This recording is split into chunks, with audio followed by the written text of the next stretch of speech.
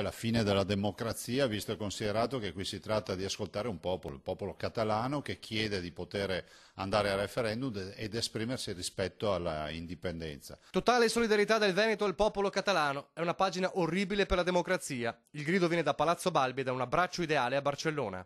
Il Veneto che si appresta a votare il referendum per l'autonomia e che a lungo per alcune parti del suo elettorato ha sognato di poter votare per l'indipendenza prima che il quesito fosse bocciato per incostituzionalità, rimane sgomento di fronte alle ore di altissima tensione in Catalogna. Stamattina agenti della Guardia Civil hanno arrestato Josep Maria Jové, braccio destro del vicepresidente catalano, insieme ad almeno altre 13 persone tra funzionari ed esponenti del governo regionale, in quanto principali organizzatori del referendum secessionista previsto il 1° ottobre, ma non riconosciuto dal governo di Mariano Rajoy a Madrid.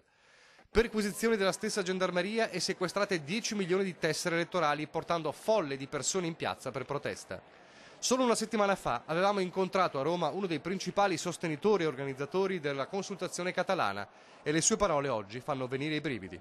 Se l'Espagna è un paese minimamente democratico deve rispettare la volontà del popolo catalano. Se c'è un referendum con tutte le garanzie democratiche, noi siamo convinti che l'Espagna e anche l'Europa devono rispettare questo plebiscito, questa decisione del popolo catalano.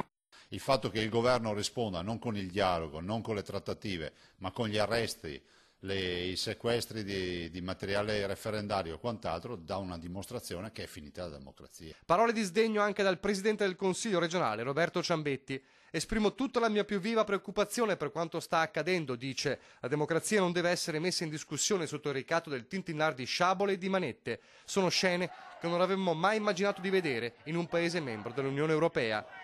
Credo, conclude, che il sentimento dell'opinione pubblica sia quello di netta condanna e mi auguro che la voce degli europei democratici, tra i quali i veneti non mancano di certo, possa ricondurre alla ragione il governo di Madrid.